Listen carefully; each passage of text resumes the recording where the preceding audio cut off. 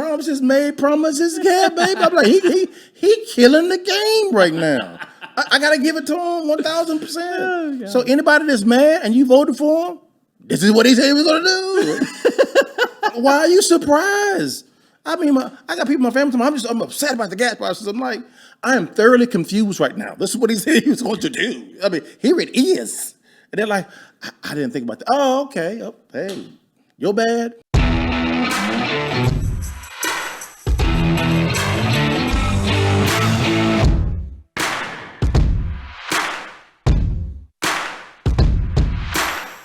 What's going on, everybody? It's Anthony from Blunt Force Discussion and, all the different things. Truth will set you free, awake not will clothing, yada, yada, and yada, yada. Thank you guys for joining as usual, especially the WeBeam crew. I know that audience is growing, so thank you. I think we're 20,000 plus strong on that. And if you're watching on YouTube, that means I'm probably in the comment box with you. This episode is airing right around the end of August, so some of the stuff, it's still going to be relevant because the economy is changing day after day after day. But at the same time, we all know what the situation is, and that's pretty constant. We've got a specialist on this episode that's going to talk. Oh, did specialist too much? That's all good. Okay, it's all good. All right. We have an investor, entrepreneur, former candidate for Texas House, somebody that wanted to actually get involved and create change in the local communities. Ladies and gentlemen, LaDale Buggs. What it do, y'all? It's your partner. I'm in the building. What's up? You have a lot more flavor than I do. The matching, you got. Hey man, I look better than you. It's okay, man. Accept the reality. The orange. How is it? And we're gonna go straight to race. We're gonna pretend like we're Democrats. How is it that black dudes always know how to perfectly match the color of their hat with some other accent on their wardrobe? Talk to Jesus about that, man. He gave us some type of innate trait to understand color coordination. It's all good, baby. Except the finest of what you see. It's all good, baby. It's even the rhyming too. Innate in every trait. Come on, baby. Talk to your partner.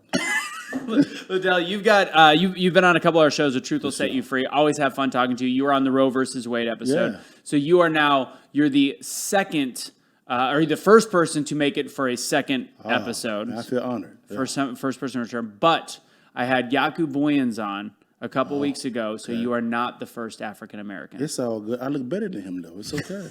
Do you consider yourself African American? Man, I consider myself a person, but if you want to, I can be a black person, no problem. Okay, because him and I talked about it, and because I said technically you're the first one in studio that's African American. Obviously, he's white, but again, he's from South Africa.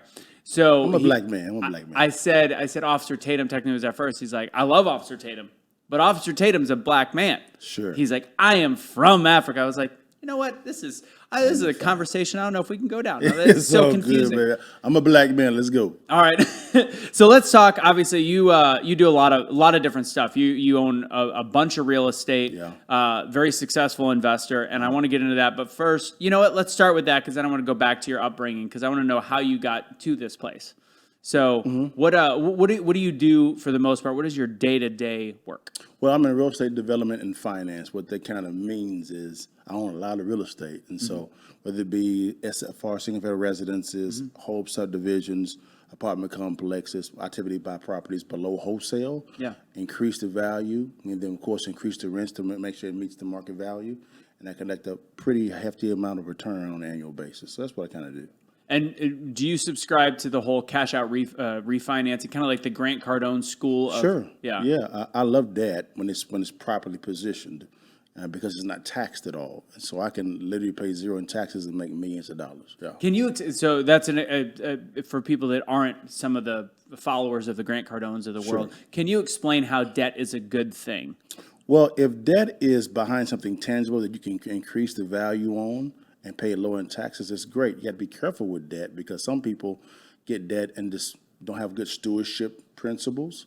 So you have to be able to steward debt the proper way. In other words, if I buy a property for $100,000, so to speak, and it's worth $200,000, I can increase the value to the point where I can refinance up to 75%, which is about 150, 160, whatever. Maybe I don't have a calculator in front of me. Okay. 150. So I've netted $50,000 in profit, but that's debt. Yeah. So the new debt paid off the old debt. So you're making that money and you're not taxed on it. Talk to your partner, yeah. Can you explain what a cash out refinance is? Well, cash out refinance is what you kind of do is you owe said debt And what you want to do is you want to either get a lower rate, so to speak, or you want to just take on some profit to pay off some bills. This is more on the personal end. What you can do is you can actually refinance a property if the value is there to pay off your old debt, and then let that arbitrage difference there. And that's not taxed at all. Yeah, and I know I recently learned that. And this is more on higher end real estate or multiple well, not even multiple units. It's Sure. just you could do it on a single family home technically, Sure. especially with what has happened right now in the market is somebody bought a $250,000 house 5 years ago, and that house is now worth $500,000, and they need money for either repairs or if they maybe want to take it and invest someplace else. You know, if the economy starts going to where we think it might, and then get something pennies on the dollar. Do you suggest people look into that for single family homes? It depends on the rate. If you're paying a good rate right now, does it make sense for you to refinance and take some additional capital, which is fine, at a higher rate? Can you actually stomach that monthly payment? So it really depends on what the goal is. You can't prescribe a solution without understanding what your goal is, the end is. Got it. I would look at that. So say somebody sees a property that they need to, maybe it's a duplex. Sure. Right?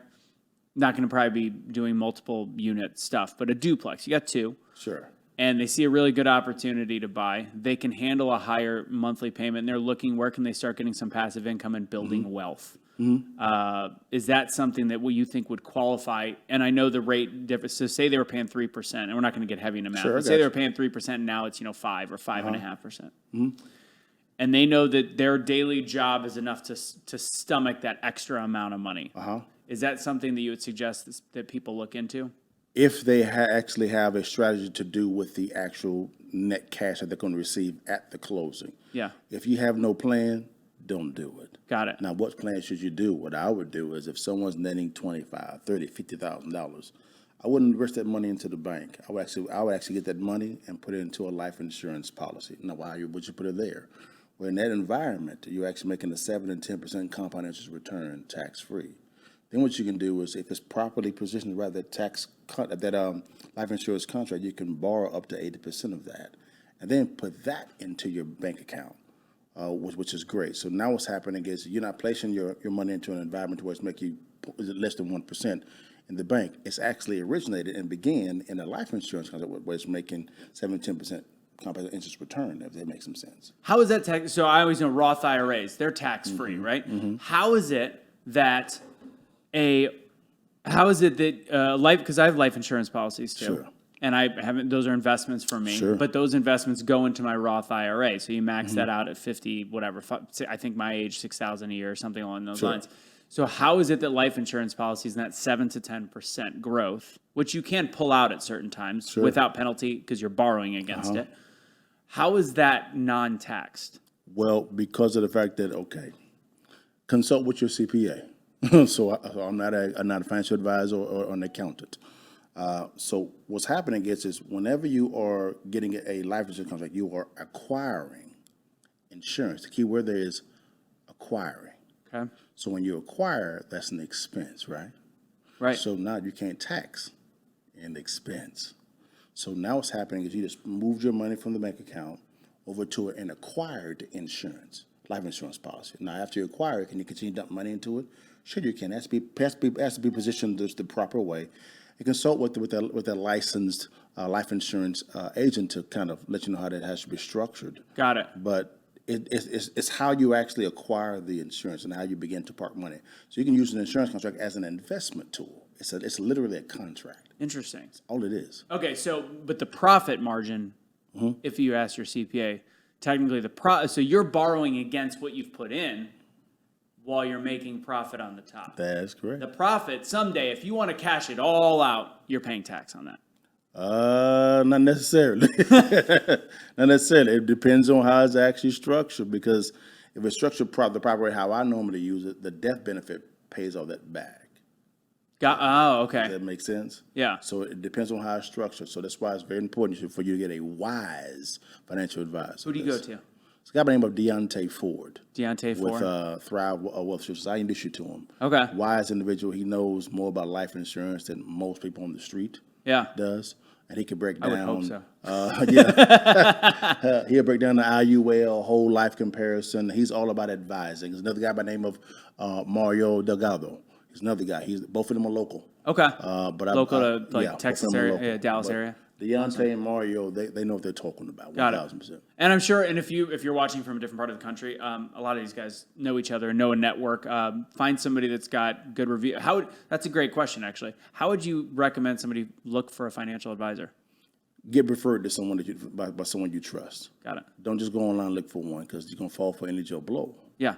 And so for me, people come to me. People only come to me when they're referred to me, because I want them to come via a trusted source. Now you can find me online. That's fine, but most likely I like that referral process because someone is referring you to someone that they actually trust. Yeah, absolutely. So obviously, I don't think you said it. Do you actually talk about the actual number you have invested in real estate right now? What your current level is? It's between 35 to 40 million plus. It's awesome. How many units does that include? Ballpark. Probably near 100 plus units. Gotcha. Well, people, if you guys don't know out there, when it comes to real estate investing, what is it called? Multifamily units. It's not a like braggart thing. Like, oh, I've got 200 million worth. I've got 42 million worth. It is actually a gauge on how much, essentially, your playing power. Sure. If I were to come to you and say that, I've been doing real good. Take me in as an investor, and you say, what's your number? It's not me blowing hot smoke when I say like 5 million, because that's literally the very beginning of entry into real estate investing. Yeah. So next question is going to be your upbringing, but with the economy the way that it is, with the housing market being as weird as it is, do you believe that real estate investing is still the way to go now? Yes, because of the fact that whenever you're investing in real estate in a inflationary happy type of economy, which is what we're in now, what benefits? Real estate. Yeah. I've made records in the amount of money on my rents that we collect, as well as the values have went up, skyrocketed up, period. Mm-hmm. Now, it really depends on your strategy. I don't really target any luxury homes. I target those lower tiered homes, $300,000-$400,000 homes as far as the after value. Yeah. Because I do that because of the fact that there's going to be a very little correction there. Like places like Austin, you're going to see a 50% correction in Austin. Houston, same 50%. This is my opinion. Yes, yeah. 30% in Dallas, because everyone is flocking to those major metropolitan areas. From California, New York, Washington State, Oregon, they're flocking there. What are they not going to? They're not going to the Killeen, Texas, the Temple, Texas, the Waco, Texas, the Starkville, Mississippi, the Madison, Mississippi. The reason why is that's middle America. That those are those lower areas. Those are attractive to me. I agree. And here's the thing. I can tell you my opinion based on the way prices are going, and I do agree. I think there's going to be a leveling off. I don't know if I think 50% is high. You probably know more than me. I think that might be a little bit high. But regardless, there is going to be a leveling off. Oh, yeah. I don't see that happening in the smaller towns. And I think Waco is starting to it's a pretty bigger town. It's right outside of Austin, essentially. Mm-hmm. But when you're looking at the land values, just outside of Fort Worth, 30 minutes, 45 minutes, and this is, I'm sure, like this in a lot of other places, Kansas, Oklahoma, these have just been going up steadily and steadily and steadily. Yeah. And I'm going to tell you, when people are leaving these other places across the country, they're going to go there and they're going to see that as an attractive property. Yeah. And as the recession hits, whoever has money is going to pay the same dollar for those as before, in my opinion. Well, for me, is I like buying a sale. And so what I kind of see is when there's inflation, you have cost of living going up, cost of goods going up. That's going to really start to make the people's pockets kind of tight. Yeah. Some folks are like, we can't pay these mortgages anymore. That's right for me. Yeah. So I'll come in and I'll get it for wholesale. Yeah. Below wholesale. And then I can monetize. We're talking about whole subdivisions. So would you say right now you look at the places that are still on the rise if you're looking to invest, and then in a few months, a year, 2 years, you start looking back into the Austins, back into the Dallases when they're pennies on the dollar? Yes, sir. Yeah. So it is about timing. It is definitely, real estate is a big time timing game. But I make money in up or down economies. Yeah. And that's the key. And that's what I've heard about real estate people, because you guys diversify the best. Sure. Yeah. So you are, where are we at? Okay. So how did you get into real estate investing? How were you raised? Okay. Because again, I think a lot of people go, well, I was raised poor. How do I get into real estate investing? All of a sudden, we have 42 million in properties. Yeah, well, for me, I was raised poor as well. I was raised in I had a biological father who left me at 3. And then my mom remarried when I was 6 years old, and to my current father now. And so I was raised in a 2-family home. But we were lower tier middle class. We're talking about like damn near poor. And so for me, I didn't know anything about budgeting. My mom and dad didn't teach me about budgeting, credit, business, nothing. It wasn't until I was sitting with my Uncle Gary, who's still alive to this day, he mentioned to me something called passive income. And I said, what is that? He said, something that you do one time, but you get paid over and over and over again. And I said, I want to learn how to do that. Why am I going to college for it? And so I began to just unpack, okay, how do you begin to generate passive or residual income? I looked at business models, real estate. I studied Jerry Jones, Robert Kraft, Sean Puffy Combs, 50 Cent, Jay-Z. I began studying these business titans. Bob Johnson, who's on BET, Michael Jordan as well. And I said, okay, how are they doing this? And all of them, whether it be people that own NBA franchises, other media companies, they had one thing in common. They all had real estate. And I said, okay. And so I began to kind of look at real estate. And I made the bulk of my money initially, and then between 2008 and 2011, when that first debacle happened, I made a ton of money then. Yeah. Because everybody was flocking away. I was running too. Well, what's the adage when it comes to investing? Be greedy when people are scared, and be careful when people are greedy. Yeah, there it is. Yeah. Oh, that's it. Be scared of people. Yeah, yes, I butchered Warren that, but Buffett. we got it. Yeah. Warren Buffett, yes, sir. So so at what age did you start your first investing? And did you end up going to college? Oh yeah, I did. I have my college degree yesterday. Where'd you go? University of Phoenix. Oh, nice. Yeah, okay, I began at UC Dallas, played basketball there, and then I got into business. Yep. I said, you know what? The University of Phoenix is more of a business-oriented school, and it really kind of met my business schedule. Yeah. And so I went there, and I actually learned a lot more in that environment than I did at traditional university. That's funny. One of my professors he actually ran a marketing company that actually ran all of McDonald's TV commercials, all of them. Wow. So we got to go through all those different analytics of what they were marketing to a Caucasian audience. And all online? No, actually at their campus. Really? Yeah, at their campus. They had a Dallas campus, and I just learned a ton.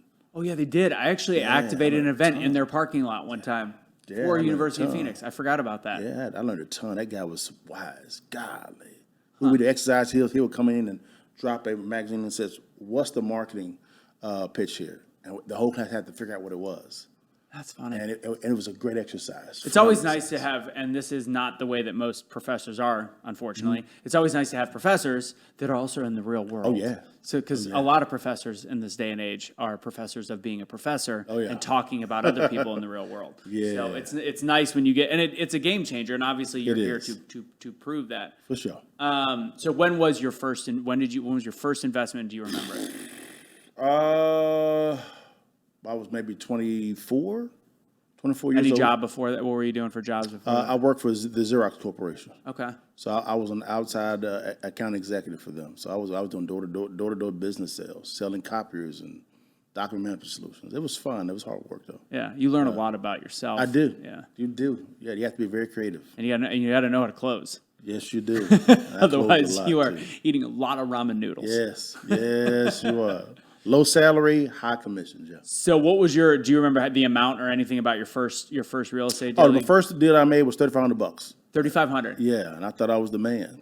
I was the man, bro. The second deal was 10. So you made $3,500. Yeah. You didn't invest $3,500. Well, No. what was it?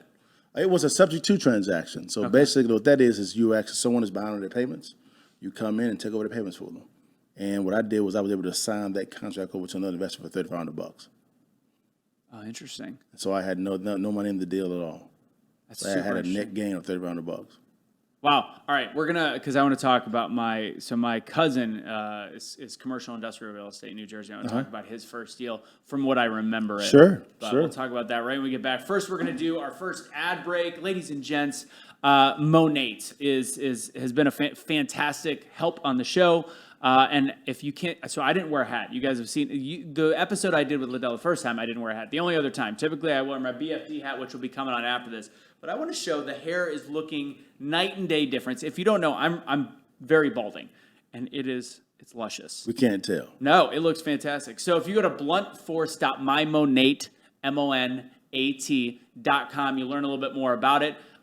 They do more standalone testing than anybody else. They do third-party testing. The products are natural. They are vegan, cruelty-free, et cetera, which a lot of times scares away typical hairdressers and hairstylists until you actually use these products. They are not cheap, but if you were to tell me what I'd spend on it and my hair was actually going to feel like this, like I didn't even shower this morning and it looks bad. This is not typical for me. I'm being dead serious. Also, if you want to ever be a part of this company, their culture is second to none.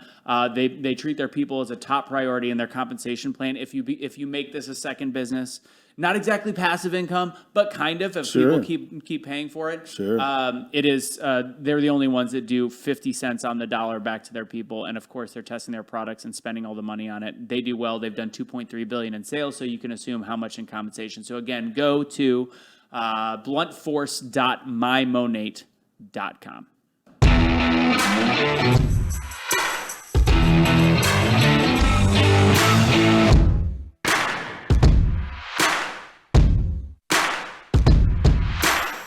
Show up, but it's on it. I finally looked at the prices because I kind of got hooked up, and I'm like, well, it's worth it. But less is more. Yeah. I found that out too. I don't need to use much. I put a little bit, that's like a 2-month supply. Yeah, It's good stuff. Yeah. You don't have any hair, right? No, I don't. I wouldn't if I don't. Truth, I've had 2 hair transplants. No, nothing wrong with that, man. Nothing wrong with that. I saw a couple news guys from was it one of Newsmax at CPAC? Somebody's walking around. I saw the line in the back of the head. Yeah. Nothing wrong with that, man. Nothing wrong with that, brother. Yeah, sometimes you gotta get it done. But now I can't shave my head, unfortunately, because I don't look as good bald as you do, though. Hey, man, I just look better than you in all facets of it, man. It's okay. I'm about to put a hat on now. So hey, man, it's all right. We'll see who looks better. Y'all, hey, let us know who looks all right, better. put it in the chat. Who looks better? It's me. I understand. Look at me. You got yours. I got a copy. Take the picture. All right. There's you. There's me. Hold on. There, I got it like LaDale. Oh man! All right. Good, so back. So the cool part is I do know a little bit about real estate. So my cousin, there's like classes on him. His name is Larry Russo. His son has taken over the business. Okay. Eddie Russo in New Jersey, North Jersey. Yeah. Actually, they own the building that after 9/11, I think it was JP Morgan had to run to because their backup servers were there. So they were covered in soot running from downtown. Oh, to wow. get out. So they own some big properties out there. His first property, and I remember golfing with him. People are always like, "Oh, you're related to Larry Russo." Like when I meet girls from New York City back in the day, I'm like, well, we go golfing together. I don't get to see any of that money, but I've gone to some great golf clubs because of it. Never forget the first time we went golfing. I showed up in jean shorts and a t-shirt. I mean, I was a poor white kid. Like I was white trash a little bit, and he's like, "It's all good. That's not going to work." And we got all changed, and he dressed me and all that stuff. Yeah. But we talked, and and it was right when I was starting to get old enough to start looking into my own businesses. And he's like, "No, you can't start a business anymore the way that I did." I was like, "How so?" And I did soon after. I started a $1 million business afterwards, but it with no credit. Mm-hmm. So he told me, he goes, "So what I did." And forgive me if I'm making if I'm wrong on the story a little bit, but he essentially took out a loan. He got approved for a loan as a young 20-something-year-old to buy a building, and he definitely could not afford the payments on it, but he managed to sign, I believe at the time it was Chase or JP Morgan at the time, to a 99-year lease in that building. Immediately paid for it, and then just property after property after property. He's like, then people did, I think he did multiple in that month when people weren't tracking everything and stuff, and he was able to just fire off, and that's how he got started. And then he had hundreds of millions of dollars worth of industrial. He did have to go bankrupt a couple times. Yeah. That's part of the business. One of your businesses does. He had a city commissioner, listen to this, city commissioner at the time did not like him because he wasn't greasing his palms. This is Jersey. It was in the 80s. He's used to the mob guys giving him money, and my cousin Larry was like, "I don't do business like that. I do it. I'll pay my fees and I'll respect everybody." And he ended up deeming it a marshland, which means you can't build on it. He spent hundreds of millions of dollars on the land, couldn't commercialize it, couldn't build it. The guy died. Once he died, it automatically gets locked in for 10 years. Couldn't do anything with the property. Wow. Crazy.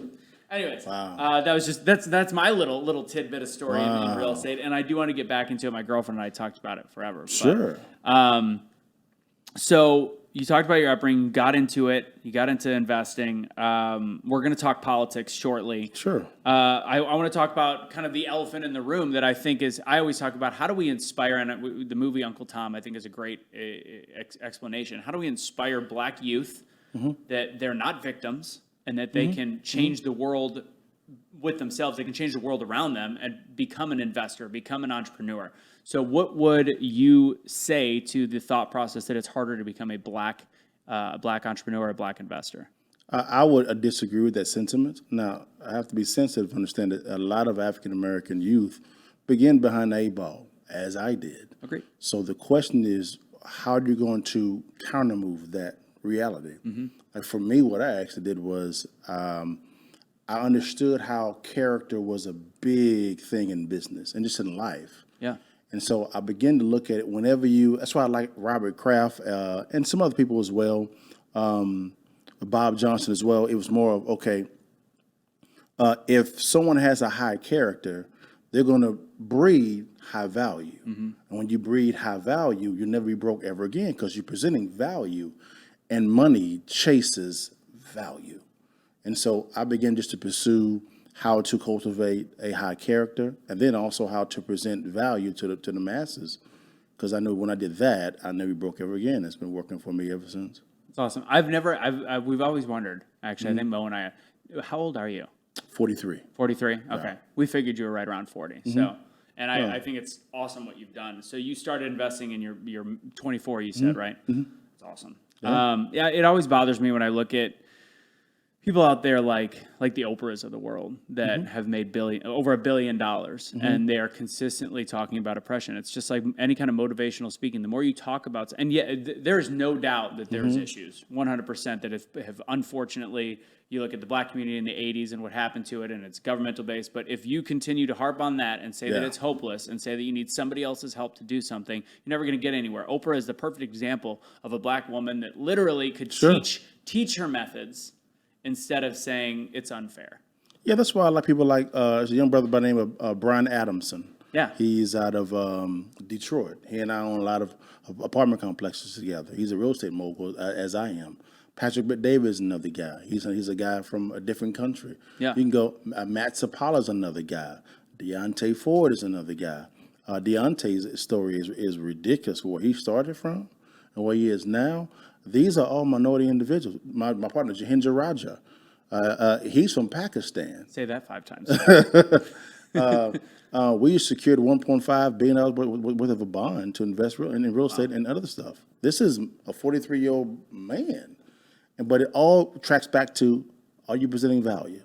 If you are, you will never be broke ever again. Stop trying to chase money, and money will chase you if you present value. I love that statement. Can you further it? By presenting value, what do you mean? What that means is business is all about solving problems, whether it's government or business, private. It's about how to make someone's life better. So how do you do that? You have to present value. I have to understand, okay, what's important to Russo? What's your struggle? What is the pain point? Once I understand what the pain point is, I can properly prescribe a solution to address the pain. We kind of falling in love with just bandages. Yeah. And which didn't make any sense to me at all. Doctors examine the wound before they prescribe a solution. We jump to trying to prescribe a solution, but we have not examined the wound yet. So what I'm saying is, if you want to begin to present value, properly examine the room so you understand what the need really is. I dig that. So we're going to get into the current state of the economy, and I want to talk about how you ran for politics, how you ran for Texas, because I think that's important to see to start taking action. Let's talk about that. Let's talk about your run. Let's go ahead and throw out that your campaign. That's me. You see that name? That's a good logo too. No, because it's my name. Good font, good everything. Yeah, good because it's my name. Yeah, okay. I heard you the first 32 times. My man, you hear it? All right, so tell us why did you end up running for local for Well, local for election? me, my whole thing is I saw where we were going as a country and as a state, to be honest with you. And I have two little girls, and so at 14 and 9, and I said, wait a minute, how am I setting them up? Besides money, how am I setting them up to be able to be successful in life while I'm here and when I'm gone? If I leave the earth before they do, and I just said I don't see a lot of value or kingdom principles actually being infused into government, even from a financial standpoint. So I said it's time for me to kind of jump into the fray a little bit. When you say kingdom principles, what do you mean by it? Values, Got it. things like Values that. of God, values of the kingdom of God. Yeah, stuff like that. But the thing about it is people actually they actually want those kingdom principles: love, patience, value, stuff like that. They actually want those. And in government, as you can see, it's really not about serving the people. It's really about serving themselves. Yeah. And I saw a lot of that, and I said, I can't stand with this. You know, being at CPAC this a couple weeks ago now, when I was at CPAC, that was my biggest takeaway was the people there. As it is, and I think that they try to go to that we the people thing because the people really do. They want love, they want kindness, they want to be decent. Sure. I forget. I've been to Trump rallies before. Yeah. When you go to these places, the reason why he did so well is because being with those people make you feel better. Sure. Everybody's so kind. Everybody is gracious. Even the volunteers, they're like can't pass without a smile. It's a different kind of people, and I would challenge. I would love to go to a Democratic convention. I would love to go to a Biden rally. No such thing. But I would love, I mean, a Biden meetup, maybe like 37 people. But I would love to see the kind of people there and to see if they're the same positive energy. I don't think it is. I'm going to try to go to a Democrat convention just to see how it is. Got it. I think it's important, no matter what side you're on, is to go to the other side and see what's going on and say, hey, let me not listen through a filter. Let me go see for myself. Not my former campaign manager actually went to the Texas Democrat convention, and I said, man, how was it, man? He said, I didn't hear a lot of solutions. Yeah. It was a lot of bashing and things of that nature. He said, and I was there because he's currently negotiating with one of the candidates when it comes to one of the businesses that he's actually going to acquire. I said, no, that's fine. But he said he was actually speaking there at the Democrat convention for Texas, and he said there was really no solutions. And I said, okay, that's great. And again, trust Grant. Grant's a good guy. Yeah. But I said, let me see it for myself. Yeah. See it for No, myself. if you go, I would love to get some footage. Yeah. You know, send it to me because my CPAC complained a lot too. Yeah, they did. Obviously. Yeah, they did. But they usually, when they did it, they said, here's the problem. We have to get rid of this to fix it. Is that a perfect way? No. But here's what I assume based on a feeling as a past Democrat, as somebody it's still considered, I consider myself constitutional liberal. What I would assume that I see there is bashing of the individuals in the Republican Party. CPAC bashed the politics of the Democratic Party. That is very different. I'm okay with that. When I was liberal, when I was younger, I remember that I met a girl. I think I might have told you this on the show. I met a girl that I was like, oh, cool. And then I see her bumper sticker, and she had a Bush bumper sticker. Yeah. And I disliked her for it. Why? Because I was a Democrat. But I'm saying that's the thing. I think that party currently, and for the last several years, 20 years even, I think it's gotten worse and worse, they demonize the leader of the parties, and then they also demonize the people that are in that party, whereas the Republican Party hates those leaders, and we're open to Democrats being our friends until they essentially demonize us. Sure. The ideology or philosophy drives the person. Yeah. So before you begin to character assassinate someone, look at their thought process. I would say address that issue first. Yeah. And if they don't change, then you say, unfortunately, you should be nowhere near power because of the fact that you've shown me your character. Yeah. Your character is you think that your way is the only way. You think you want to reason together. Right. So unfortunately, you should be nowhere near power. Right, which is actually what I like about, and I'm not a reflection of Trump. What I like about this new MAGA party, which I think is a faction of the Republican Party. I think that includes a lot of the new people coming through, because I think that they are. If somebody would have told you or me that you go to a CPAC, a conservative action group event, and they're going to bash Bush, Cheney and the establishment Republicans. If we'd have said that 10 years ago, they would have been like, you're insane. And now I think we've evolved into the previous Republicans were not perfect, and nobody's perfect. But I think that there is a massive amount of change that needs to happen. The question becomes, will these three parties, will the fact that we've factioned the Republican Party, will that hurt in the general election? Sure. You think Well, I think that if the Republican Party doesn't have a great message on how to solve people's problems, you won't see any type of change at all.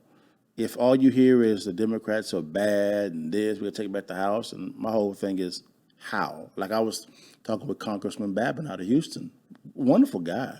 Yep. And I just said, man, I'm looking for three things out of a politician. Yeah.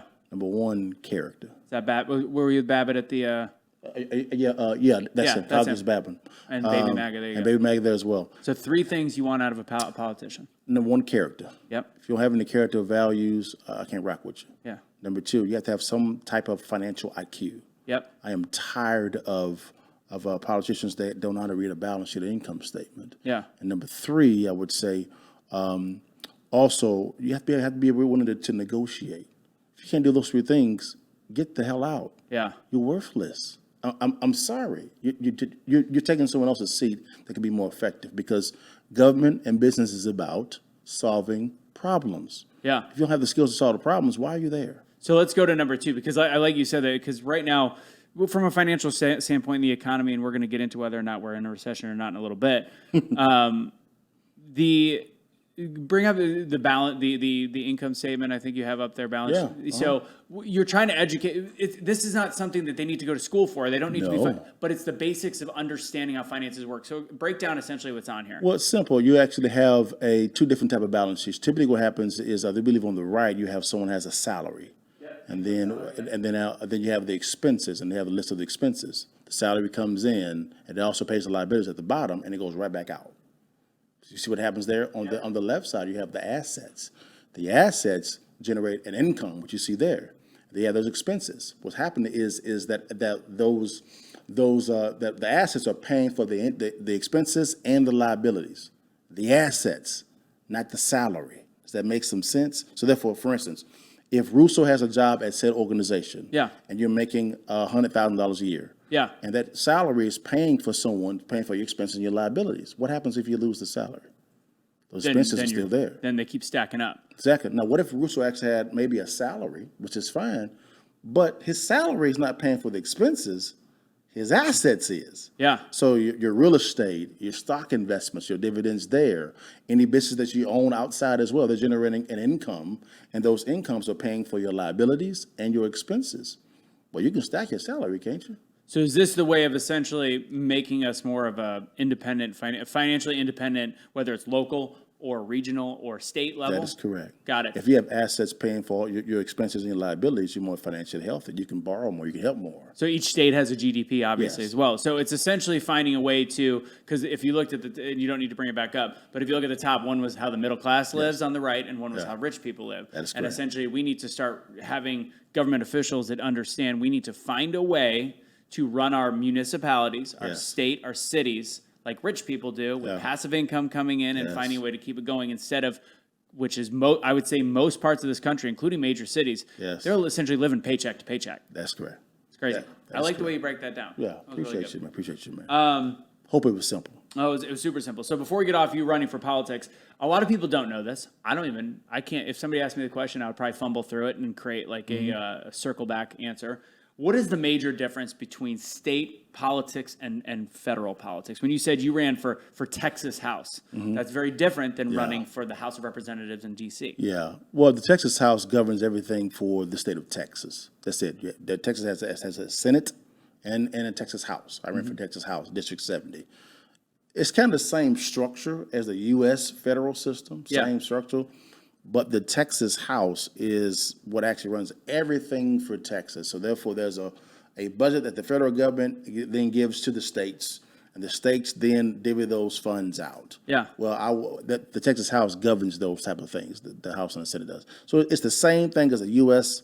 House and U.S. Senate, but just for the states. That's it. So essentially, Same you thing. like the word kingdom. So the major kingdom Yeah. and then the state underneath it. That's correct. There are some kingdom rules that go Yeah. into it and funding from the kingdom, but the state governs itself, and that's the Constitution. Exactly.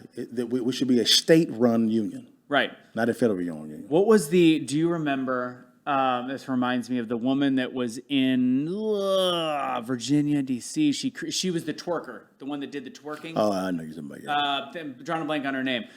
The twerking thing wasn't my biggest issue. I wasn't, honestly, if you catch a congressperson twerking, I don't care. The fact that she videoed it herself and used it as a campaign ad, I got a problem with that. But Me too. whatever. The big issue that I had is when she was addressing some of the hateful comments, she replied back because somebody said like something about the United States of America. And she said, I don't work for the USA. America does not represent me. I am a state senator.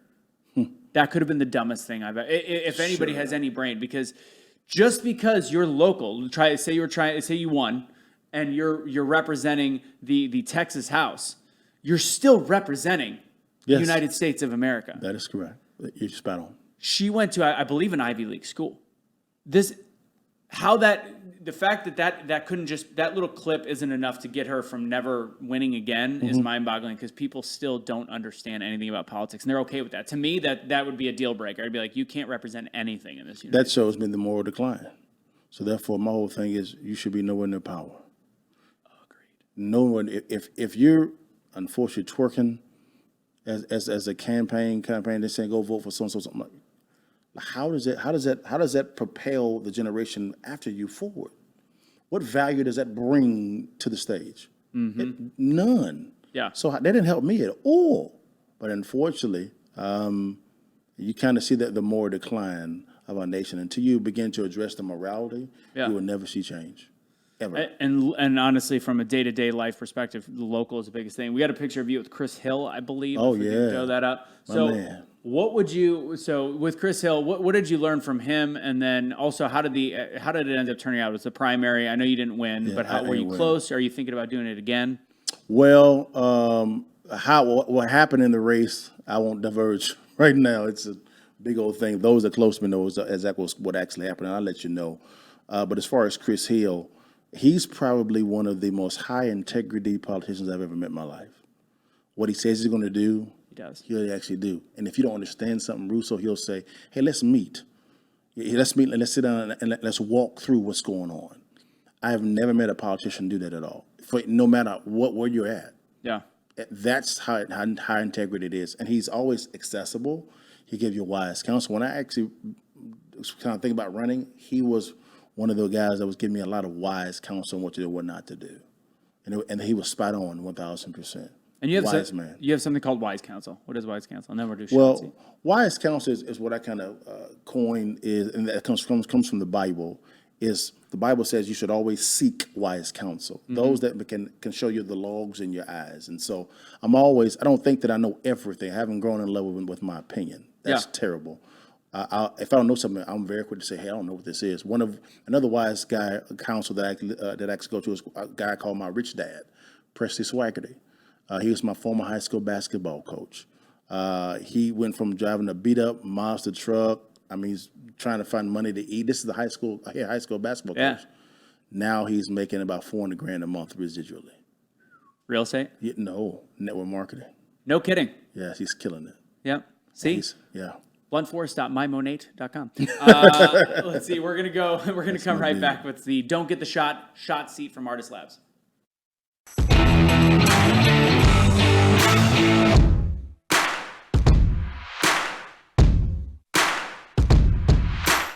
Honestly, you're gonna like this whiskey more than you think. I almost Really? lost my balance and I haven't even had a drink yet. I'm gonna give myself a super small sip. I've got an 11-hour drive after this, but I like to have a little taste of it with you, and we gotta do a little cheers.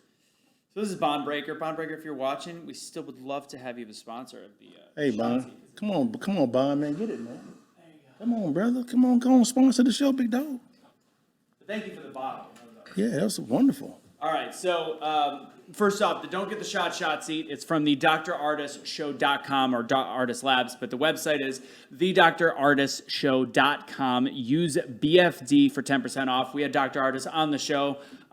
We talked a lot about his belief system on remdesivir, the vaccine, all the stuff that's out there. And I'm going to tell you, in CPAC, I don't know if you watched any of the medical stuff, Malone, McCullough talking about the vaccine. Holy nuggets. Anyways, and I love the fact that Trump stopped talking about the vaccine. If I say it one more time, Beetlejuice shows up, and I'll probably never have a show again. But he's got a lot of great products. Doc's Viral Defense is one of them. You've got Selenium. These are some of he's got protocols, which if you email me at bluntforcediscussion@gmail.com, protocols for if you're feeling sick, if you're traveling a lot, if you're a little bit scared of COVID, vitamin C stuff, apple peptin, which is a really, really good thing if you've had the jibbity jab and you want to fliggity flush it out of the system. Was that? Did I sound hip hop? No, you sound 1980s. Yeah, I sounded terrible. But if you guys want to check it out, please, honestly, go to thedrartishow.com. Scroll down to the bottom. You'll see all the products down there. Use BFD for 10% off. I can help guide you on different stuff, especially if you are asymptomatic or symptomatic from the jab. So that's a little bit of info for you. All right, let's start the shot seat. First off, let's try it out. Take a shot. Okay, I'll try it out.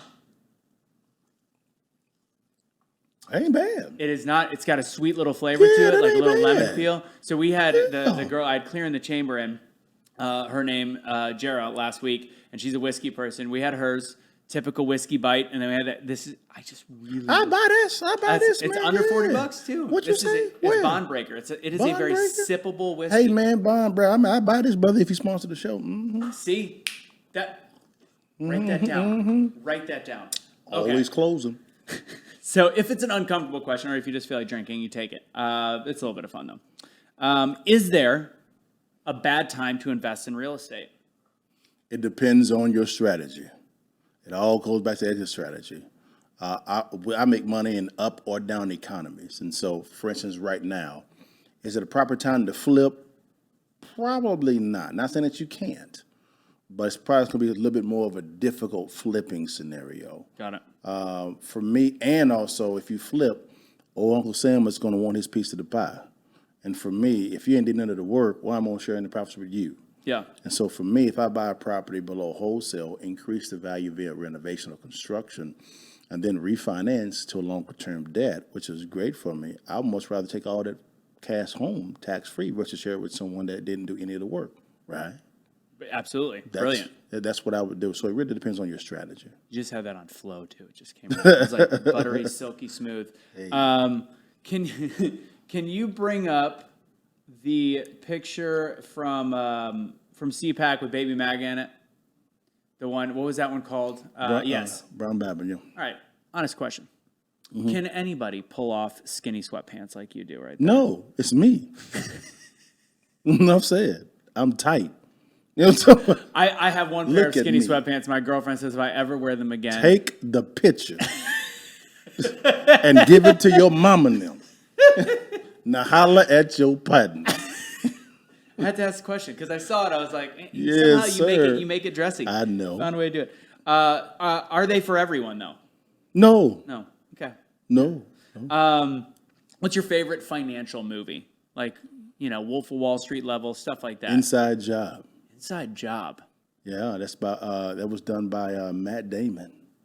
How old is that?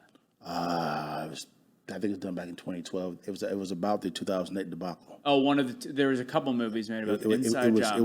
It was a documentary. It was. Oh, it was a documentary. Yeah, it talked about mortgage-backed securities and how AIG did what they did. I studied that. That's how I really got hip to the whole system. I said, "Oh, I see what's going on." All right. I like that. Now I got a new movie. I got to make sure I check it out if I haven't watched it. I'll send it to you. What is holding back Black Americans more than anything else? The lack of financial IQ. That's it. If you can begin to transform your mentality and begin to be a conqueror and not operate like you've been conquered, or that someone may owe you something, even though they may, you then actually have all the power. You have control to what you want to do. Yeah. So therefore, did I begin behind? Sure, that didn't stop me though. I called it the counter move. What's your counter move? Got it. Are we in a recession right now? We'll make it a longer answer later, but are we in a recession right now? Yes. Yes, it's the technical definition of it. When you begin changing definitions, you got a problem. It's a character issue now. Yeah. Character issue, yeah. Got it. Last question for the Artist Labs Don't Get the Shot seat. Mm-hmm. Is social media positive or is it the end of our society? It depends on how you use it. It's the intention. How behind we're it. using it right now. That's a personal question. If you are using it as the end all be all, you're probably going to get duped. But if you're using it as a resource and not your source, then that's the proper balance, is what I believe. I'm going to follow it up. You answered it more micro. Let's bring it back macro. Over the umbrella view, the bird's eye view of how it's being used as a population right now. Is it a positive, or is it the end of our society as we know it, or is it somewhere in the middle? Okay, I answer a question like this here. Is it a positive? No. I think at times we spend too much time on it. Mm-hmm. I think people get a lot of their news through that. Now, on the flip side, I would say, can it be beneficial still? Sure, because a lot of the proper news comes through that lens, so to speak, because you can't be everywhere all the time. So you have to begin to lean upon platforms itself. And so that's kind of, I would say, the kind of restructure, we're kind of in the middle a little bit. All right, I'll take that. That was the Don't Get the Shot, Shotzi from Artist Labs. Yes.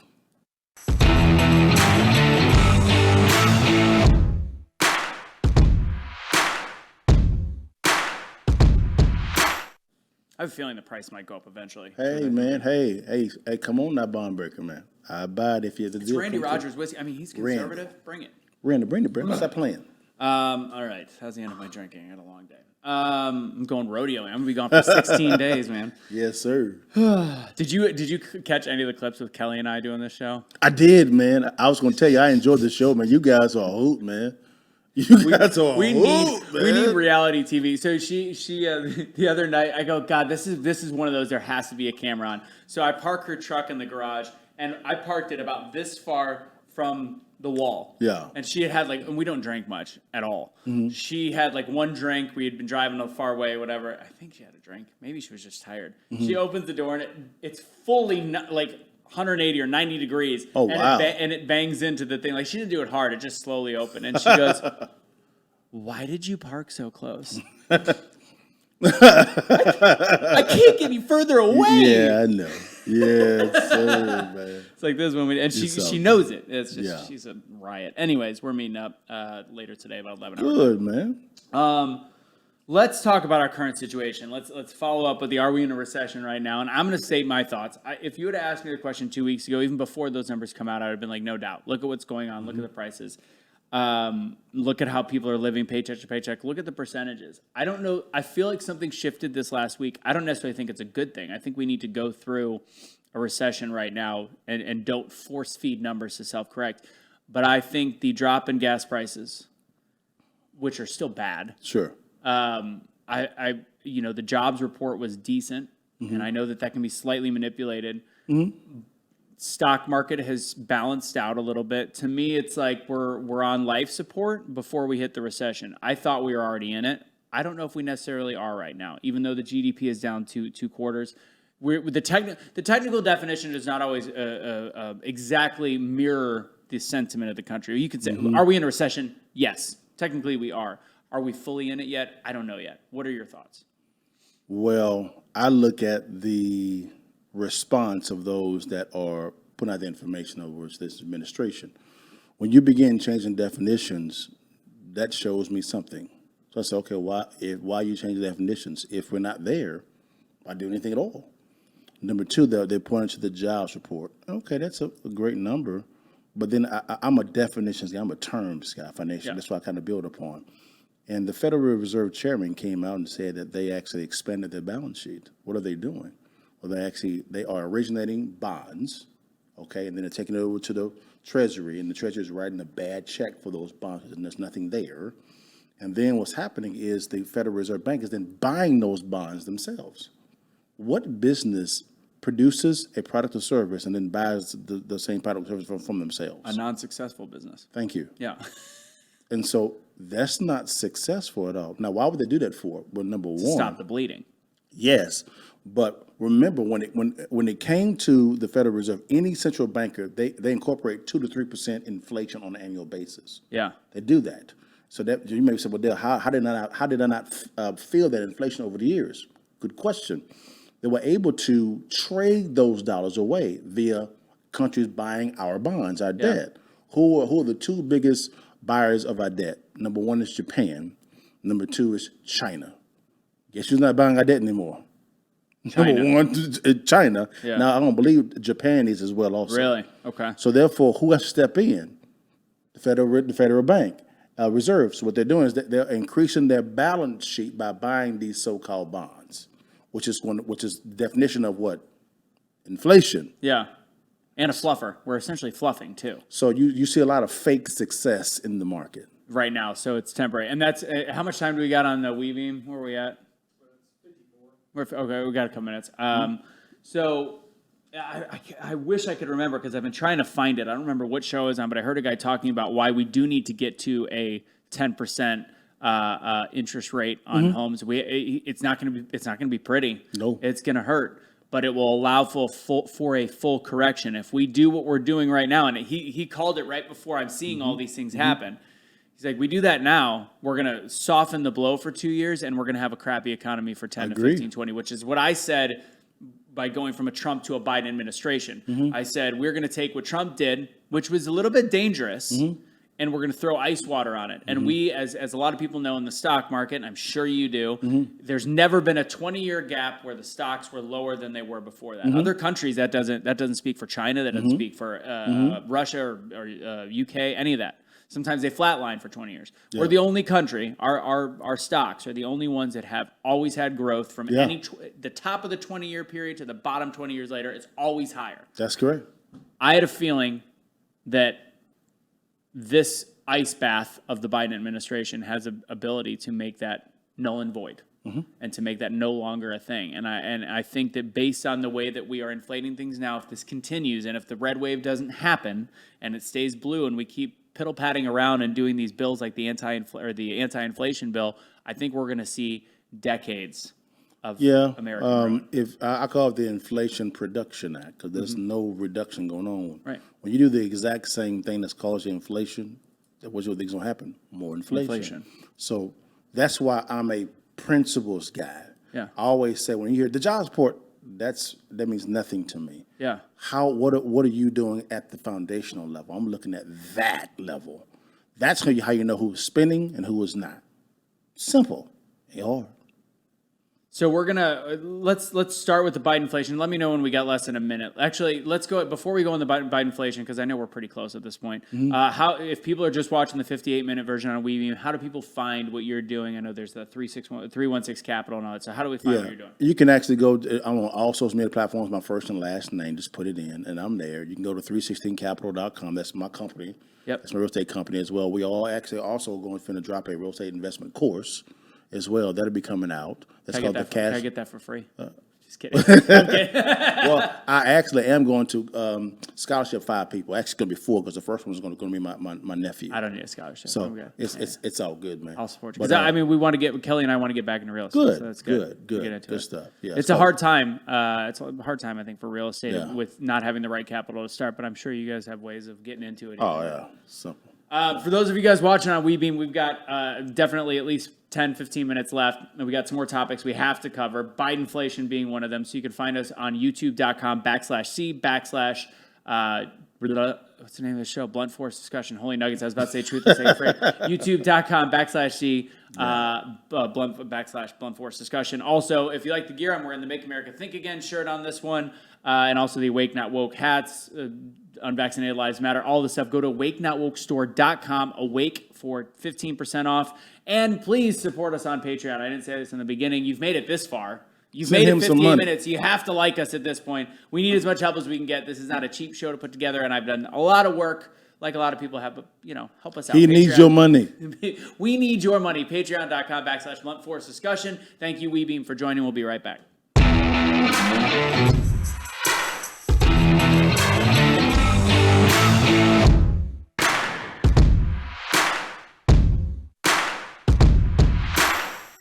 Bidenflation.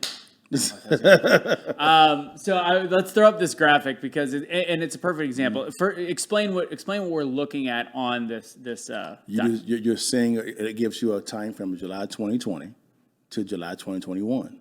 So there's an equal time frame. It's let you know how much gas has risen, engines risen, fuel oil's risen, used cars, food, clothing, you name it. It's letting you know how much has actually risen. That's called inflation. I knew this was going to happen because what candidate Biden said on the campaign trail, and then what actually happened when his energy secretary said what they were going to do, which is mirrored the exact same thing what the candidate Biden said, and what he's doing when it comes to his policies.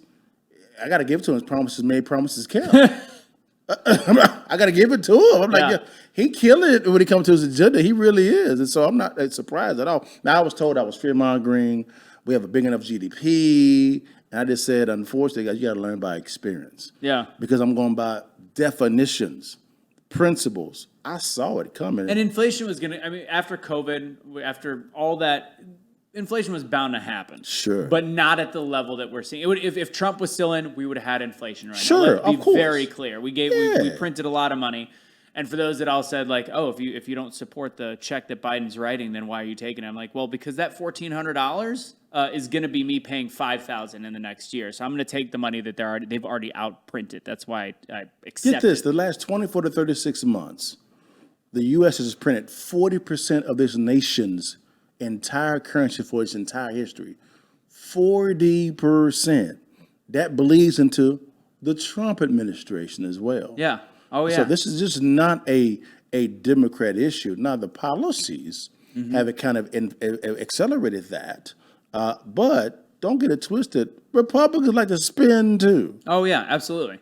But I think it's just gone crazy. And I think it's hilarious when you've got a president because we do not control the gas price. You shared a great video. I've seen him.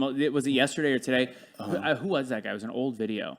It was, you talking about the one with Officer Tatum interviewing somebody? No, it's an older guy talking about how inflation works.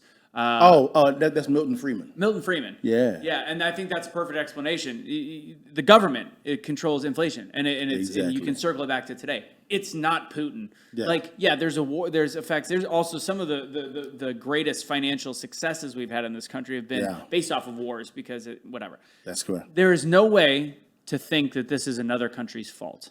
Correct? It's our fault. No way at all.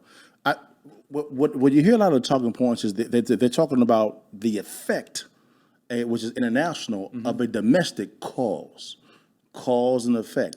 You can't address the issue until you address the cause. The cause was originated here domestically. It's simple. Principles, guys. It's not really hard. Not hard to understand. No. And we're going through it. And so I think the inflation, what is it at now? 9.2% or something? It's actually higher than that. But well, no, that's what I was going to say. That what they say is there's in no world is it 9%. No. So I looked at the consumer goods index. I learned a little bit about that, and they take it off of like the 300,000 different items out there, but they don't weigh the fact that the ones that have the highest inflation rates are the ones we buy every week. Like the milks and the eggs and the different stuff. So what if you were to give a ballpark, and we're not going to hold you to it, what do you think? 15%. 15? I actually think it's even higher. It may be. I'm trying to be as conservative as I can. 15%. And gas prices have gone down a little bit this month. It's gone down because the demand is going down. Right. It's not because of anything that Biden has done. What do you, if you were to look into the future for economically in the next 6 months, what do you see across the board in terms of being balls deep in recession, or do you think that we're still where we're at now? Balls deep. Yeah. I anticipate it's going to get worse. I agree. Because they just passed this Inflation Production Act. That's going to, that's more printing. But it will be greener. But it's going nowhere. I'm kidding. You can print money, but where is it generating production? Right. Nowhere. Yeah. It's simple. I see some positives in terms of there's going to be green jobs, but it doesn't matter because it's still the amount of jobs and the amount of creation that it's going to have is going to still be less than the amount of money that we're losing. So what I hear a lot of the administration saying is this, and we're going to transition to green energy. My next question is transition to what? Yeah. Where are we going to? Yeah. You are curtailing all of the oil and gas industry. Right. And there's a How supply. did Manchin be okay with this? He's from coal capital of the country. Well, what Manchin did was Manchin's up for election in the next 2 years. He's praying that they forget about it. That's all it is. Yeah, because he's got a 2-year window. 2-year window. That's all he's doing. It was a dog and pony show. That's all it was. Can I think about this? So here's my problem. Everybody's like, red wave, red wave, red wave. And I talked about this. I felt like a fortune teller. I talked about the fact that we'll probably have a red wave. The danger is I would have almost rather have seen a slow bleed and 4 years where we are in this position going into 2024. It happened way too damn fast. The problem with this now is I don't think it's salvageable in a year to year and a half. I think it's going to take a lot of policy changes to rewrite it, and we're going to have to go through the periods of negative and bad. And the media is going to do a great job painting it as, well, you blame the left, and they're going to blame it on the right, and it's going to be hard to have the branches going into 2024. Do you see that being a problem? Yeah. If the Republicans don't have a message on how to solve problems, you will see very little change. In order for it to shock, because it was one thing I have to give it to the Democrats. They're committed to the message. Their marketing is on really are, and they're willing to lose seats to get a message. Notice how they began to try to accelerate this agenda in the first 2 years. They have in their calculations, we're going to lose a lot of seats, guys. That's what happened when it came to Obama. The same thing. We're going to lose a lot of seats here, guys. They knew about the ACA. They knew about that. But they're willing to go down with the ship. They really are. Yeah.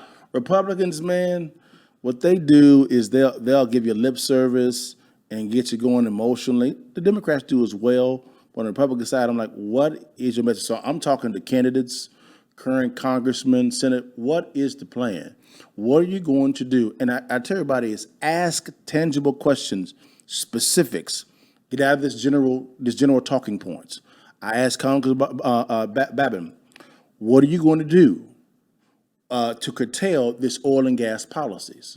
It seems like there's a lot of power in the executive branch that they have when it comes to oil and gas. How can Congress countermove this? And he gave me an answer. I said, okay, now I pressed him, okay, what did that look like? Yeah. Give me some specifics. Paint the picture. And so he began to give me some specifics. I said, okay. He said, we can take him to court.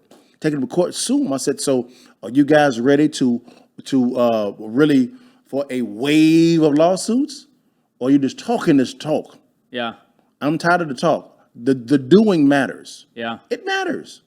That's it. I think one of the big things, and I fight it because I know what would help me, but I'm not every voter.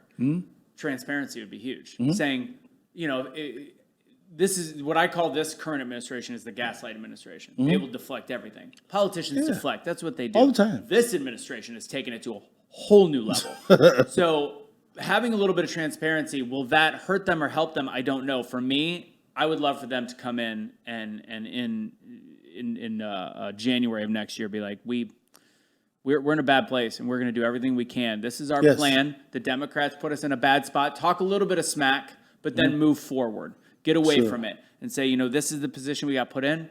We are in a recession. Things are not good, and we are going to do the best we can to get it back on track. It's going to take time.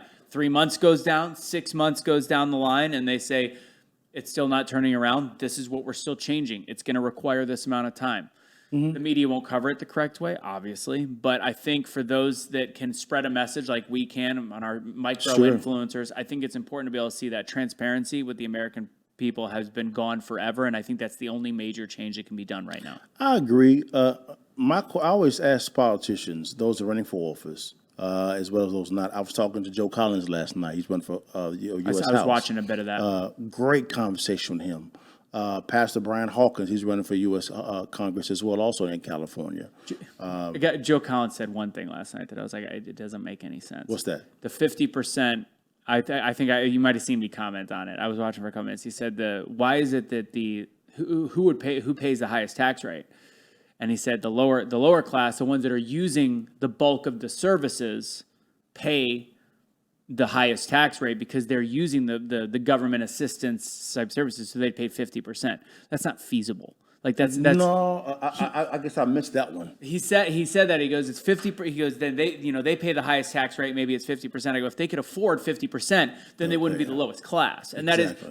that is part of America. And it's not unfortunate. It's just we support those that are trying to make their way up. Sure, that shows a lack of financial IQ. That's what I heard on that last night. And I'm like, bro, if you can't balance an income statement and balance sheet, Yeah. I can't read those. Get out the way. Yeah. Being a leader comes with a high cost. Are you willing to pay it? A leader has to be transparent. Yeah. A leader has to take the bullet, even when they didn't do anything about it at all, period. Are you willing to pay the cost? I would love for President Biden and his administration to come out and say, guys, hey, we thought this was going to work for us, guys. It did not work. We're here. We're gonna work closely with the Republican House and maybe the Republican Senate to right the ship, guys. Let's lean in together and reason together. All I've heard, unfortunately, from this administration is a lot of it's not my fault, not my fault. I said, you're not a leader. Yeah. And How can you take the that's credit? Trump too. Of course, and that's Trump as well. But I'm talking about the current president right now. I'm tired of talking about the civilian called Trump. Yeah. I'm going to talk about the current president. And the same thing when it comes to the U.S. House and the Senate, the current one and the one coming soon. What are you doing? Yeah. If not, we got to get you out. It's simple. The doing matters. Yeah. I'm tired of talking. I can talk to myself. Yeah, and again, I think it's regardless of me bringing up Trump, I think it's gotten worse. I mean, Sure. there's no doubt that, and I'm not talking about the country getting worse. I'm talking about the messaging has gotten more and more lies. Yeah. And we're it's like that bad relationship where you've spun yourself into such a web. There's no way to get out. Like when you're looking the American people in the face. That's not really what a recession is. Like you've managed to And do you have some the crazy. same guy in 2008 talking about the current definition of it. No, that's not what it is. I'm like, bro, we got you on the record. And there's also the same president that says, "I will take responsibility for everything." The buck stops here. He said these things. And there's blaming Putin for gas prices. It's mind-boggling. If Trump, I don't want to talk about the man named Trump, but We're if about Trump, to talk about that's gonna be my next question. So Okay. go ahead and talk Trump. Because I'll cue it. What's your current opinion on Trump? he talks too much. His mouth gets him in trouble. Yeah. But Trump loves the name Trump. Trump has been groomed to never concede. That's what he's been groomed to. I've read his books. Yeah. That's what he's been groomed to do. I think he was a great executor, but his execution got overshadowed with his mouth. You can't badmouth your colleagues and want them to be alongside you to help you go get the victory. That didn't make any sense. That's not a leader at all. No. Period. So that's why DeSantis to me is a better pick because he can execute well and he can control his mouth. Agreed. If Trump would just get in there, man, shut up and execute. I'm not saying that you can't defend yourself. Not at all, period. But allow for your people to do that. And then once in a while, you can do it too. No problem with it at all. But stop originating crises with your mouth. Shut up. I wish it was part of his brand to admit, like, again, what I wanted out of him was if he could just have a little bit of humility when there's mistakes. That when that whole buck stops here with the leadership, there was a couple opportunities where it's like, bro, this was on you a little bit. Yeah, just man. say it. And it's unfortunately, it's against his brand and it's some of his base. His base loves the fact that he will never admit when he's wrong. There's a lot of people like that in this world, and I think they resonate with that. It's unfortunate because if he did, to me, it wouldn't be that. That's why there was so much division in this country. I still don't know who I'm going to vote for anymore. I mean, from the primary, I'm going to swing DeSantis. I know he just won the straw poll. Trump did, but by a big margin. well, he was the keynote speaker, and Sure. it's just that's the crowd. I also have heard that everybody's like, yeah, it's DeSantis, and DeSantis is MAGA. To say like I don't get into it. Yeah. But he even kind of talks like him. He's got mannerisms, but. Everybody's like, well, DeSantis Trump card would be great. Apparently, they're from people I know that know they're not talking. They're not friendly with each other right now. Well, because of the fact that I think that they have two different agendas right now. Yeah. DeSantis is running Florida, and I think he's doing pretty well at doing it. Really, to be honest with you, Trump he's outside trying to be a kingmaker, and to me, he's more powerful being a kingmaker. Agreed. So be the kingmaker. Who would he king? DeSantis? Yes. And then who would you say would be the potentials for vice? Noam could be another one. Christy Noam. Okay. That's a one. Where's she out of? Is she out of Idaho? North Dakota. North Dakota. I knew it was one. South Dakota. Is it South the- Dakota? One of the there, yeah. One of Yeah, the Dakotas. Where it's cold. You could look at maybe a Tim Scott. Is another guy. I like Tim Scott. Like I remember when I started liking him, like SUNY, and then they're like, I hate Tim Scott. Tim Scott is he's stoic. Yeah. He does not. He's not very vocal with addressing issues. He's really tight-lipped, and I think that's the problem with him, Yeah. so to speak. But a vice president is good at that. Mike Pence was a vice president. Yeah. He's a lot. I think he was a lot better than Kamala Harris was. That's for sure. That's not saying. I would say maybe a DeSantis and who else was out there? I don't know. I was liking Rand Paul for a while, but I just don't think he's even going to get in the run. I don't think he's going to make it. I don't think he's going to be up there for it because obviously they got to start campaigning. I think there's a lot of great people. Somebody asked me about Lauren Boebert, but she's too young. So Too young. and she's got some checkered past right now with her husband and the issues that can go away after time. I mean, God, look at Biden. 20 years later, people forgot that he was a cheater. I know about her husband. Her husband has some cases where he exposed himself to like a 17-year-old or something, but it's older. And then I think she might have beat him up like 10 years ago. But she's young. She's 35. I think that can go away with time. The thing that the reason why I bring up the VP is that Trump is sharp as a tack still, in my opinion. He is. But he is 5, 4, whatever. He's getting up there, and things can change. So people are the Democrats are going to run hard on what happens if he goes. And if he's got a weak VP, it's going to be that Sarah Palin treatment. So I do think it's incredibly important, whoever he does select it, as somebody that the country can believe in as a rightful second. Well, you can tell the Democrats are really running against him. Mm-hmm. Oh yeah. Wouldn't it be a nice little kind of move? He says, I endorse DeSantis. And I'll say, what the? Yeah, gotcha. Little Barry Sanders action. A little bit. Little juke and A jive. little bit, yeah. We're almost wrapped up. I want to obviously get into everything that you do, but the one question as somebody right now, people, we're all paycheck to paycheck right now. 50% of the country's paycheck to paycheck. Or more, I think it just jumped up. Not in a recession, though.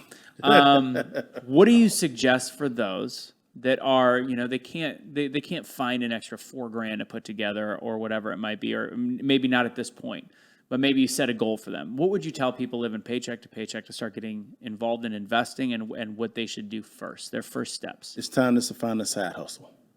It's time to begin to learn how to originate assets. Yeah. Whether it be real estate. I think network marketing is a great business model to invest in because it teaches you business principles. Let's further this. And because Kelly and I were having a little thing, I was like, Monet's giving me a great opportunity. First off, they're helping the show. They're giving me a little bit of money to keep the show going. Sure. As well as having the products. My hair looks phenomenal.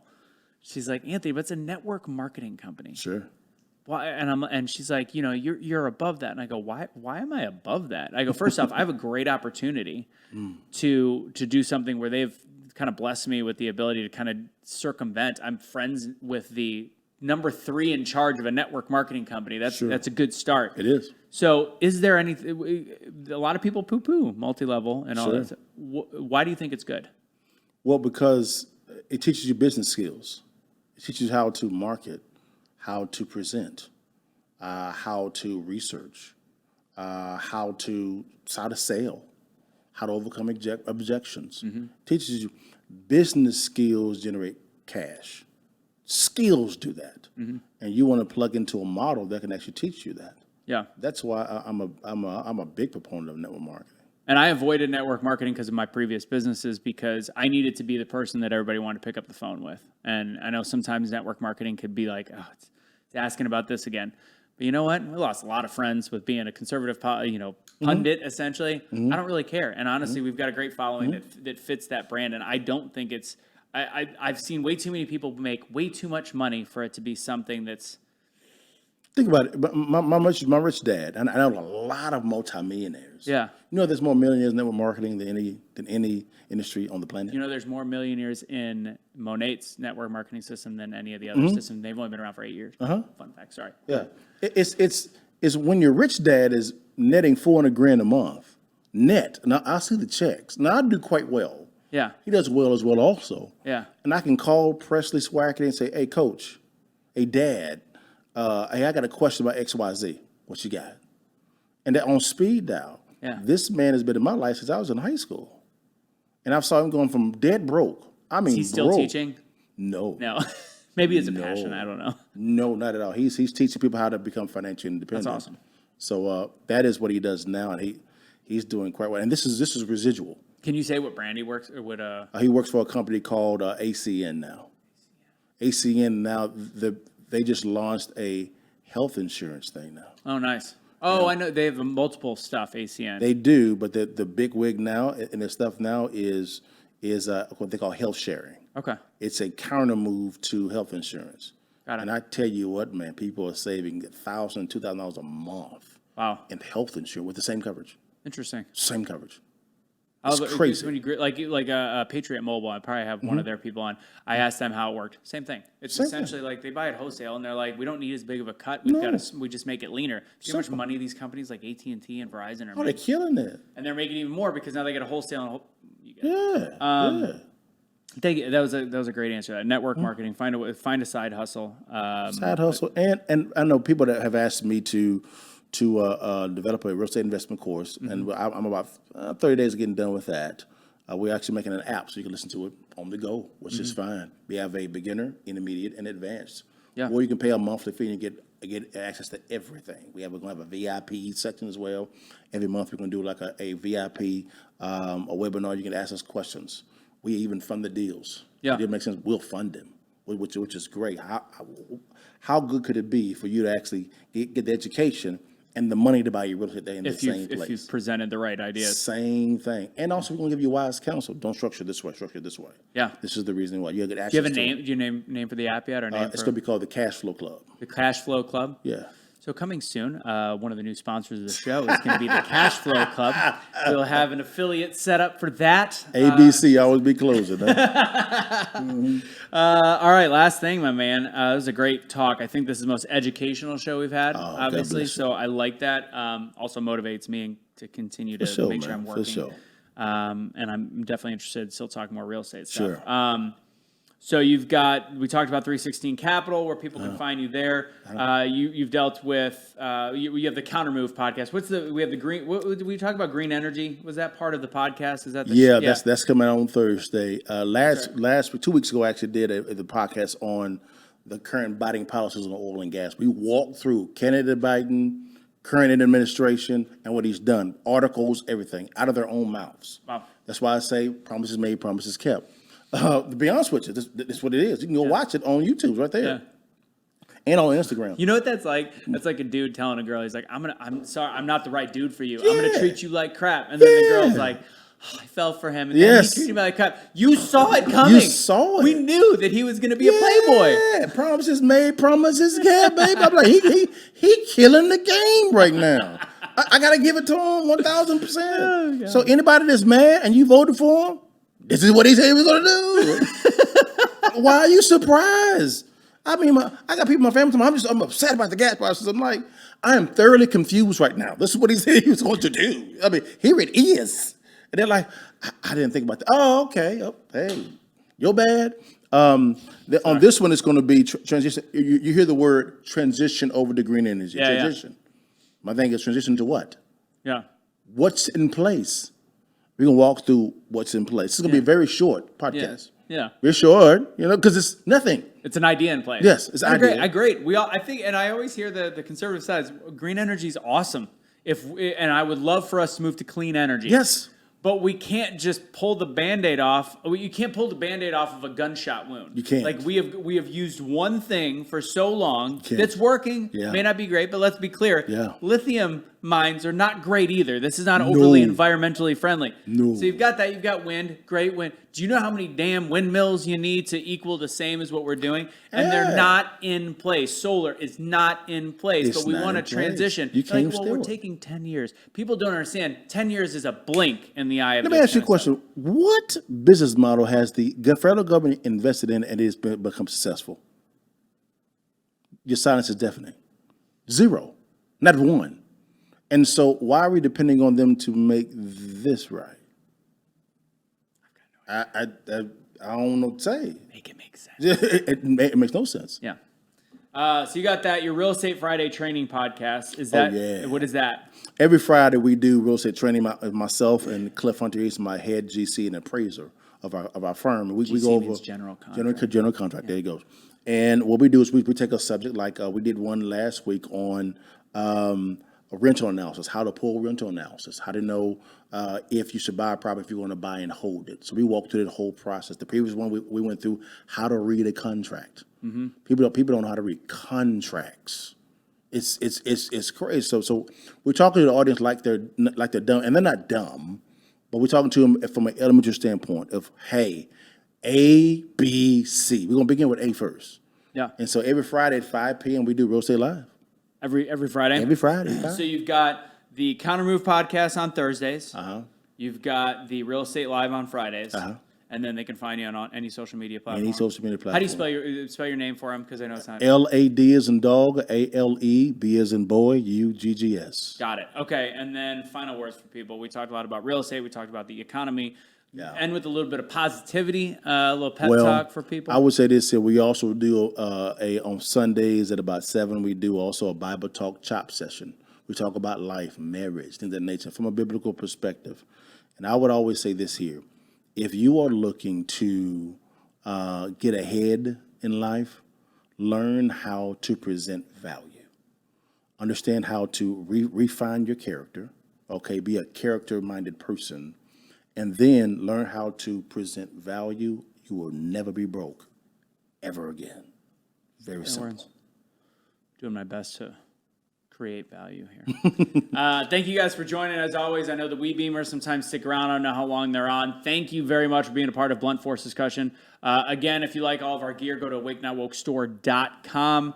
I'm not going to do the My Patriot Supply full thing, but again, if you guys are looking for that, I think their thing is save $50 off of a 4-week kit instead of the $150 off 3 months for August. So, and it's the end of August right now when you're watching this. Preparewithbtc.com. Again, that's preparewithbtc.com. Aside from that, guys, I love the conversations we've continued to have. Each week, We're getting better and better and better.